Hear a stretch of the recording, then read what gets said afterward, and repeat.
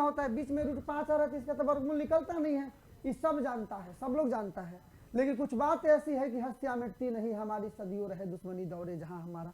हम जानते हैं, सब तरह बारे में जानता नहीं, सबूत खाली जुटावे के जरूरी बा। आदित्य भाई सब जानता नहीं, तू जानता रह, सबूत जुटेला के जरूरी बा। तो यहाँ पर भी सबूत के साथ आपको बताना है कि √5 एक अपरिमेय संख्या है। सबूत समझ रहे ना, सब कोई जानता है, मैं भी जानता हूँ, आप भी जानते हैं, √5 एक अपरिमेय संख्या है। सबूत जुटाना है कि √5 एक अपरिमेय संख्या है। चलो, जब किसी के बारे में पता लगाना हो तो क्या कहते हैं, मान लीजिए कि आप ईमानदार आदमी है, तनी बड़ाई कर दहल जाई तो जन कि हाँ विश्वास हो गई बा, ओकरा बाद उनका चक्कर में पड़ल जाई, एक तो पढ़ब तो समझ जाई, कितनो क्रिमिनल हो तो समझ जाई, तो फिर बच गए रही। बड़ाई कर दो, विश्वास जता दो है तो वो लापरवाह हो जाएगा, तब उसके बारे में पता लगाना आसान है। हम मानेंगे कि √5 ना एक परिमेय संख्या है, विरोधाभास इसको बोलते हैं, उल्टा मान लीजिए। माना कि √5 एक परिमेय संख्या है, तो परिमेय संख्या है तो परिमेय का कुछ गुण धर्म होता है ना, तो लास्ट में ही परिमेय का गुण धर्म फॉलो नहीं करेगा, लास्ट में ही परिमेय संख्या का गुण धर्म फॉलो नहीं करेगा। तो जब परिमेय का नहीं का फॉलो कर जाए, दुनिया में जितना संख्या भैया तो परिमेय हुई तो अपरिमेय हुई, तो परिमेय में तू बैठते लिखेगा मतलब तू अपरिमेय बढ़ा, समझ गए ना। ओके, पूरा रास्ता क्लियर है। अब आगे कहानी बढ़ाई जाए और हर चीजों को धीरे धीरे समझी जाए। आइए लिखेंगे कि माना कि √5, माना कि √5 एक परिमेय संख्या है। परिमेय बाबू जान लगा देना है जी, बहुत वीवीआई क्वेश्चन है। परिमेय संख्या है, तो आप लोग तो जानते हैं परिमेय संख्या का भाई गुण क्या होता है, कि इसका परिमेय संख्या जिसको P/Q के रूप में लिख सकते हैं, इसका मतलब √5 बराबर P/Q, जहां हई बात तो हमेशा लिखते हैं, क्या लिखते हैं जी, P तथा Q क्या है जी, पूर्णांक है। और साथ ही साथ एक बात और लिखते हैं जी, बिल्कुल 100% सही बात बोल रहे हैं आप लोग, और Q is not equal to 0। समझ गए ना आप लोग, कोई प्रॉब्लम है क्या। माना कि √5 एक परिमेय संख्या है जहां P और Q पूर्णांक है और Q is not equal to 0। Okay, मान गए, मानने में क्या जाता है। अब चलिए सर, दोनों तरफ वर्ग करिए जी, दोनों ओर वर्ग करने पर, दोनों ओर वर्ग करने पर, ए बाबू दोनों ओर वर्ग करने पर, इधर √5 है, इधर P/Q है, और हम एक्चुअल में कर क्या रहे हैं भाई, दोनों तरफ वर्ग कर रहे हैं। दोनों तरफ क्या कर दिए बाबू, वर्ग कर दिए। बात आप लोग समझ रहे हैं कि नहीं समझ रहे हैं भाई। यहाँ रूट से वर्ग कैंसिल होगा, केवल 5 बराबर में P² बटा में Q²। नहीं समझ रहे हैं क्या आप लोग। या आप क्रॉस मल्टीप्लाई करिए जी, तो गुणा करिएगा, 5 गो Q² बराबर में P²। अब यही समझने वाली बात है बाबू, यहाँ तक तो सब कोई समझ जाएगा, दिक्कत नहीं है, यहाँ तक सब कोई समझ जाएगा, कोई समझने में हमको नहीं लगता है दिक्कत है, समझना इसके बादे है।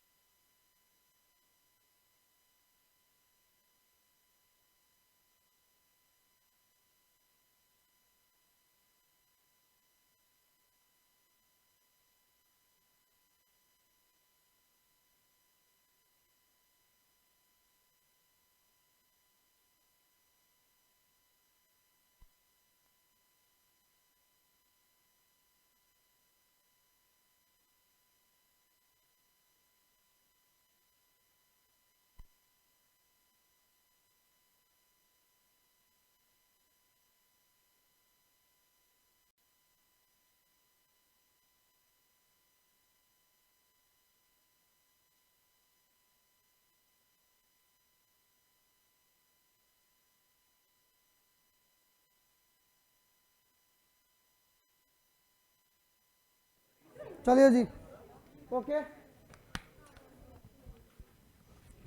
सही है, मिला हुआ है बच्चा। 5 बराबर में p²। इंटरेस्टिंग बात जान लो जी, कहीं पे लिखा है कि 2p बराबर में 8 न जी। मान लो हम लिख दिए इसको, हम 2p² बराबर लिख दिए, मान के चलो ना, हमने लिख दिया मान लो 16 लिख दिया जी। इसका मतलब कि p² बराबर निकालेंगे तो 16/2 मतलब 8। इसका मतलब ये है ना कि जो 2 है वो 16 को विभाजित कर रहा है, नहीं समझ रहे क्या? इसका मतलब ये है कि जो 2 है वो 16 को क्या कर रहे हैं बाबू? क्योंकि देखो ना 2p² बराबर हम ऐसे लिख सकते हैं ना 4 का स्क्वायर, ये लिख सकते हैं कि नहीं लिख सकते हैं भाई? 2p² 4 चौका हेकर मतलब ये है कि जो 4 2 है इसका स्क्वायर 16 होगा। 2 है वो 4 को विभाजित करता है ना। इसका मतलब ये है कि स्क्वायर छोड़ियो दीजिएगा ना, तो जो 2 है वो 4 को भी विभाजित करेगा, मतलब p² का मान निकालिएगा तो 4/2, ये भी कट रहा है कई बार में, 2 बार में। सुनो यहाँ केवल लिखाएगा ना, देख लीजिए क्या लिखाएगा बाबू, बस यही बात याद कर लीजिए। यहाँ जो 5 है, 5 किसको जी? p² को विभाजित करता है। क्या करता है भाई? विभाजित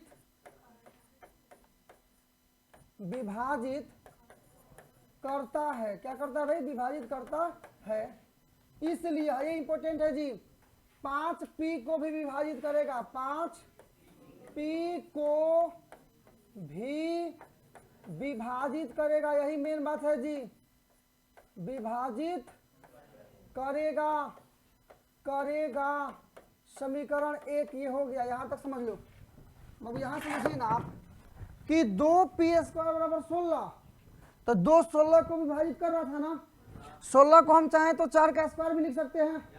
यदि 2 16 को विभाजित करता है, यदि ये 2 इस 16 को विभाजित करता है, इसका मतलब यही 2 इस 4 को भी विभाजित करेगा। नहीं समझे क्या आप लोग?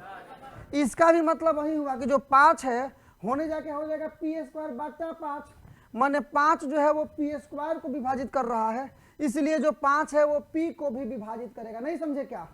ये बात याद रखिएगा भाई। समीकरण 1 इसकी जरूरत पड़ेगी बाबू, समीकरण 1 की जरूरत पड़ेगी। 5p को विभाजित करता है, इसलिए 5p² को विभाजित करते हैं, इसलिए 5p को भी विभाजित करेगा, इसकी जरूरत पड़ेगी। क्या आप हमारी बात समझ रहे हैं? 5p को समझ गए ना। बाकी बातें इसके बाद हम लोग करेंगे कि क्या चीजें बन रही हैं, उस चीजों को हम लोग समझने की कोशिश भी करेंगे। हर चीज जितना आप सोच रहे हैं, जितना आपके दिमाग में चल रहा है, और कुछ नहीं। आइए पुनः मानो बाबू, आइए दोबारा, आइए पुनः एक काम करते हैं। p है ना, तब p बराबर मान ले रहे हैं 5 के। क्या मान ले रहे हैं बाबू? 5 के। इसलिए मान रख दीजिए बाबू, है ना, है 5³ बराबर p का मतलब क्या रखना है जी? 5 के रखना है, लेकिन p का स्क्वायर है ना, तो इसका भी स्क्वायर हो जाएगा।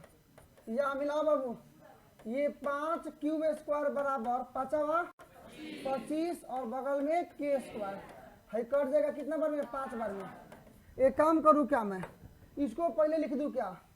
5k² बराबर खाली, ए भाई हाई बतिया नहीं आ गया, 5q² बराबर p², तो लिखते थे कि 5p को विभाजित कर रहा है p² को, इसलिए 5p को लिखे थे ना भाई ये दे।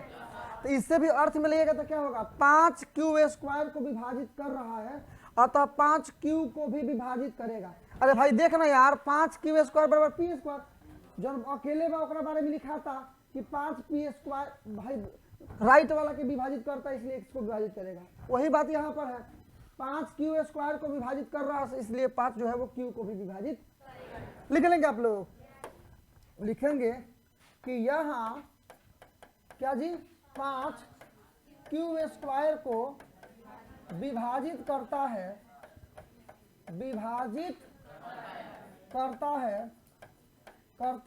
है, ठीक है ना? ठीक है। इसलिए ये जो 5 है वो किसको भाई?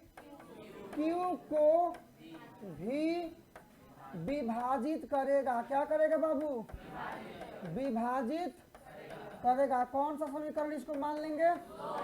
समीकरण इसका 2, समीकरण मान लेंगे 2।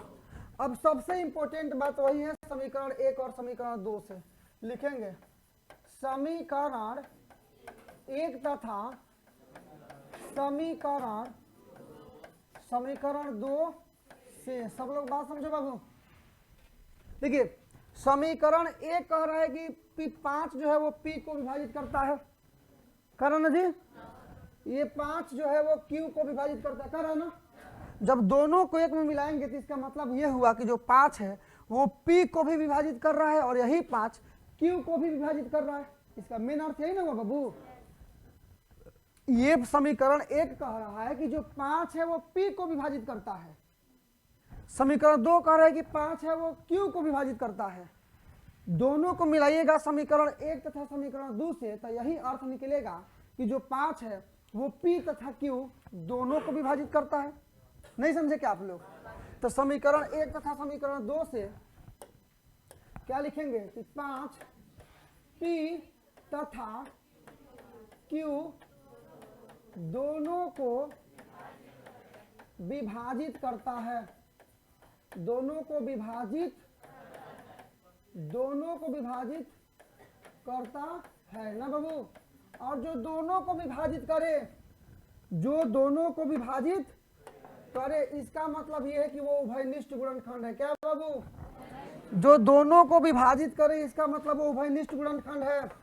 इसका मतलब ये हुआ कि 5 एक उभयनिष्ठ है। अबे समझा देंगे इसको भी कैसे। उभयनिष्ठ गुणनखंड है, गुणनखंड है। इसलिए हर जी 5 उभयनिष्ठ गुणनखंड है बाबू, ना कि √5, ना कि √5। अब उभयनिष्ठ गुणनखंड मतलब P का भी गुणनखंड तोड़ेंगे तो 5 आएगा, Q को भी तोड़ेंगे तो 5 आएगा, तभी तो जो गुणनखंड है वो दोनों को विभाजित कर रहा है। भाई देख 4 के तुरल जी तो 2 गुणे 2 आई, 8 के भी तुरल जी तो 2 गुणे 2 गुणे दोनों में 2 होता नू, 6 के तुरल जी तो 2 गुणे 3 और 5 के तुरल जी तो 2 गुणे 5, 10 के तुरल जी तो 2 गुणे 5। देख भाई समझने, यदि हम 10 लिखते हैं 10 मतलब 2 गुणे 5 होगा, और 6 लिखते हैं मतलब 2 गुणे 3 होगा। इसका मतलब 2 उभयनिष्ठ गुणनखंड है, तभी तो 2 5 को 2 है वो 10 को भी विभाजित कर रहा है, 2 जो है वो 6 को। यही बात कह रहे हैं बाबू। पहला समीकरण है कि 2 10 को विभाजित करता है, जो P वाला है मान के चलो। दूसरा समीकरण है कि 2 6 को विभाजित करता है। इसका मतलब 2 10 तथा 6 दोनों को विभाजित करता है। इसका मतलब कि 2 जो है वो उभयनिष्ठ है, मतलब दोनों में है। क्या समझे? तो दोनों है जी, √2 नहीं ना है।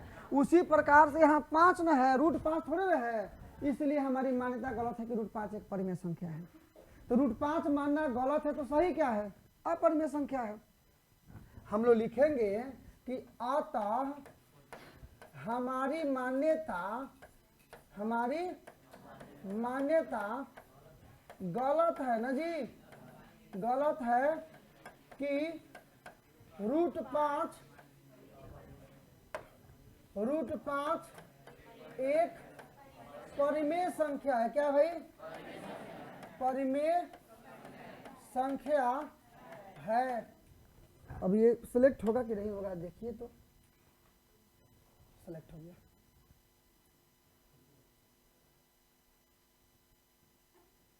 ठीक है, इसका मतलब क्या है जी? सही बात क्या है कि इसलिए √5 एक अपरिमेय संख्या है ना बाबू, एक अपरिमेय संख्या है। और यही दर्शाना था ना, ये हो गया आपका, ये हो गया आपका प्रूव्ड। चलिए बाबू, तो साबित करना था कि √5 एक अपरिमेय संख्या है। अच्छा चलिए, मैं आपको एक टास्क दे रहा हूं अभी, जस्ट आपको मैं अभी आपको एक टास्क दे रहा हूं। √2 एक अपरिमेय संख्या है, साबित करना है। मैं बोल के दिखा रहा हूं। √2 एक अपरिमेय संख्या है, मैं बोल के दिखा रहा हूं। माना कि √2 एक परिमेय संख्या है। इसलिए रूट 2 बराबर पी बटा क्यू, जहां पी तथा क्यू पूर्णांक है और Q is not equal to 0। दोनों तरफ स्क्वायर करने पर रूट 5 का वर्ग बराबर पी बटा रूट, बहुत अच्छा, वेरी गुड। रूट 2 का वर्ग का मतलब पी बटा क्यू का होल स्क्वायर, 2 बराबर पी स्क्वायर बटा क्यू स्क्वायर, 2 क्यू स्क्वायर बराबर पी स्क्वायर, 2 पी स्क्वायर को विभाजित करता है इसलिए 2 पी को विभाजित करेगा समीकरण 1। पी बराबर 2 के माना ना जी, पी बराबर 2 के लिख देते हैं कि माना, तो 2 क्यू स्क्वायर बराबर 2 के स्क्वायर, तो 2 क्यू स्क्वायर बराबर 2 दूना 4 के स्क्वायर, 2 से 2 कट जाएगा, 2 के स्क्वायर बराबर क्यू स्क्वायर, तो 2 जो है वो क्यू को भी क्यू स्क्वायर को विभाजित कर रहा है इसलिए 2 क्यू को भी विभाजित करेगा। समीकरण 1 और समीकरण 2 से 2 पी तथा क्यू दोनों को विभाजित करता है इसलिए 2 उभयनिष्ठ गुणनखंड है, नहीं कि रूट 2। अतः हमारी मान्यता गलत है कि रूट 2 एक परिमेय संख्या है, इसलिए रूट 2 एक अपरिमेय संख्या है। रूट 2 भी साबित हो गया। चलिए आप 4 गो चीज पूछता है, रूट 2, रूट 3, रूट 5, रूट 7, इससे ज्यादा कुछ नहीं पूछेगा। अब बनेगा सब एक खानी। आप में से कितने लोग हैं जो ये बता सकते हैं कि रूट 3 एक अपरिमेय संख्या है? हाँ तो ये लोग मैं काउंट करना चाहता हूँ। बोर्ड का आप इस्तेमाल कर सकते हो। ऑलमोस्ट सभी लोग, बहुत बहुत धन्यवाद आप लोग को, यही पढ़ाई चाहिए हमको। नीचे हाथ करिए। कितने लोग हैं जो साबित कर सकते हैं, कितने लोग हैं जो साबित कर सकते हैं कि रूट 7 एक अपरिमेय संख्या? हाथ उठाइए। ऑलमोस्ट सभी लोग, बहुत बहुत धन्यवाद। चलिए बेस्ट ऑफ लक। मुझे लगता है कि बेहतर समझ में भी आया होगा, पढ़ाई बेहतरीन। ओके।